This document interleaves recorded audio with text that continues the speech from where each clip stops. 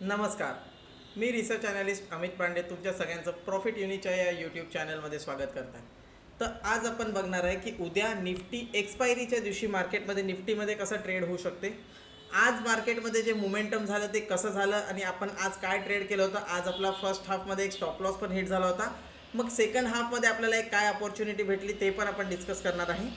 आणि हे बघणार आहे की एक स्टॉक जो एक चांगला ब्रेकआउट दिलेला आहे आणि एक मोमेंटम करू शकते तो व्हिडिओच्या एंडपर्यंत आहे. तर व्हिडिओ एंडपर्यंत नक्की बघा.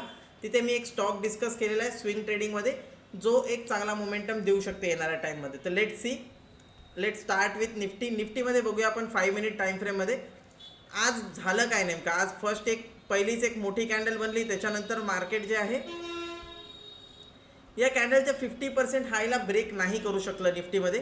आणि आपण ऑलरेडी क्लासमध्ये डिस्कस केलं होतं की 24,425च्या जोपर्यंत वर जात नाही आपण निफ्टीमध्ये बाय करणार नाही आहे. त्याच्यानंतर मार्केट वर गेलं नाही, खाली आलं 370च्या खाली आपण सेल करणार होतो. पण यस, बँक निफ्टीमध्ये आपला स्टॉप लॉस हिट झाला. फर्स्ट आपण बँक निफ्टी ट्रेड केला होता, त्याच्यामध्ये एक स्टॉप लॉस ट्रिगर झाला म्हणून आपण निफ्टीमध्ये ट्रेड केला नाही. निफ्टी कंटिन्युअसली खाली येत होता. बँक निफ्टी आपण बाय साईडला ट्रेड केला होता पण एक कॅन्डलमध्ये खाली आला, वापस रिकवर झाला. तर व्होलॅटिलिटीमध्ये आपला बँक निफ्टीमध्ये स्टॉप लॉस हिट झाला म्हणून मी निफ्टीमध्ये पण आपण नाही ट्रेड करू असं आपण बघितलं होतं. पण नंतर 360च्या खाली आपण ऑलरेडी प्रेडिक्ट केलं होतं एक मोठा मोमेंटम होईल पण आपण ट्रेड नाही केला. बट एक खूप मोठा मुवमेंट झाला जे अनएक्सपेक्टेड होता. मी एक्सपेक्ट केलं होतं की 300च्या जवळपास मार्केट 300पर्यंत मूव्ह करेल पण खूप जास्त मुवमेंट झाला 24,140. तर स्ट्रेच झाला खूप कमी टाईममध्ये, खूप मोठा मोमेंटम झाला. आणि अशाच वेळेस आपल्याला एक बॉलिंजर बँड सेटअप मिळतो. इथे सेकंड हाफमध्ये आपण हा सेटअप बघितला असेल कुठेतरी, हा बॉलिंजर बँड सेटअप भेटला. आणि यस, मी या फर्स्ट कॅन्डलमध्ये तर ट्रेड केला नाही, इथे मी ट्रेड नाही करू शकलो. पण डेफिनेटली ही जेव्हा एक कॅन्डल होती याच्या जेव्हा वर निघाला मार्केट, इथे एक चांगला ट्रेड आपल्याकडे होता करायला. तर इथे एक ट्रेड केला. त्याच्यानंतर याचा स्टॉप लॉस जो होता या लोच्या खाली आपण एक स्टॉप लॉस प्लॅन केला होता. आणि त्याच्यासोबत आपलं जे टार्गेट होतं 24,300. तर 230 पासून 300, 200च्या खाली स्टॉप लॉस 180पर्यंत आणि वरती 300. तर आपल्याला एक टार्गेट मिळालं पण 300पर्यंत टार्गेट मिळालं. इव्हेंच्युअली आपल्याला 330 340पर्यंत पण मार्केट जे आहे वरती गेला. तर हा एक निफ्टीमध्ये चांगला ट्रेड झाला. आता उद्या जे आहे एक्सपायरी आहे. एक्सपायरीमध्ये काय होऊ शकते मार्केटमध्ये. तर मार्केटमध्ये आता दोन्ही साईडला सपोर्ट आणि रेजिस्टन्स आहे. वरती जे आहे तुम्ही बघू शकता 24,450 हा जो आहे रेजिस्टन्स आहे. खाली आहे 24,140. इथून मार्केट टर्न झालं तर हा सपोर्ट आहे. तर उद्या मार्केटला खूप चांगला स्कोप आहे की 440 आणि 140 याच्या मधातच कुठेतरी मार्केट राहील. याच्या एक मोठी रेंज आहे. दोन्हीकडे ऑप्शन सेलर्सनी कॉल आणि पुट सेल करून ठेवलेला आहे. तर याच्या मधातच मार्केट राहील. याच्या मधात जोपर्यंत मार्केट आहे आपण काहीच करू शकत नाही. अनफॉर्च्युनेटली मार्केटमध्ये जे आहे आपल्याला याच्या मधात काही ट्रेड मिळणार नाही.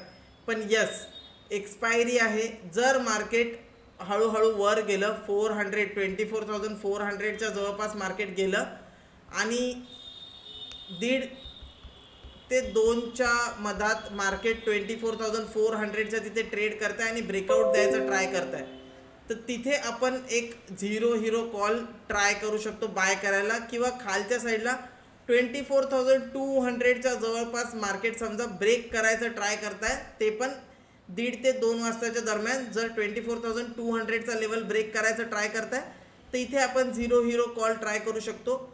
10 रुपयाचा पुट 20 रुपये 30 रुपये किंवा 10 रुपयाचा कॉल जो आहे 20 रुपये 30 रुपये 50 रुपये होण्याचे चांगले चान्स आहे उद्या. बिकॉज वरती सपोर्ट आणि रेजिस्टन्स आहे. जर मार्केट याच्या मधातच राहिलं तर ऑब्व्हियसली दोन्हीच्या मधात राहिलं तर एक्सपायर होऊन जाईल मार्केट सेंटरमध्ये. पण जर सेकंड हाफमध्ये या वरच्या लेवलला किंवा खालच्या लेवलला टच करत असेल तर चांगला चान्स आहे की ब्रेकआउट देऊन एक स्टीप मोमेंटम करून टाकेल. एक्सपायरी आहे म्हणून जस्ट बिकॉज ऑप्शन सेलरचे स्टॉप लॉस खाण्यासाठी एक मोमेंटम करून टाकेल. तिथे आपल्याकडे चांगला चान्स आहे ऑप्शन बाय करून झिरो ट्रेड करायचा. तर हा झाला निफ्टीवर व्ह्यू. निफ्टीमध्ये आपण सिम्पल ठेवू जोपर्यंत या रेंजच्या मधात आहे आपल्याकडे ट्रेड नाही. उद्या मे बी ऑप्शन सेलरचा दिवस असू शकतो. पूर्ण 2 वाजेपर्यंत मे बी ऑप्शन सेलरचा दिवस असेल. 2च्या नंतर एक आपल्याला मोमेंटम बघायला मिळू शकते. तर मोमेंटम आपण कसं बघणार.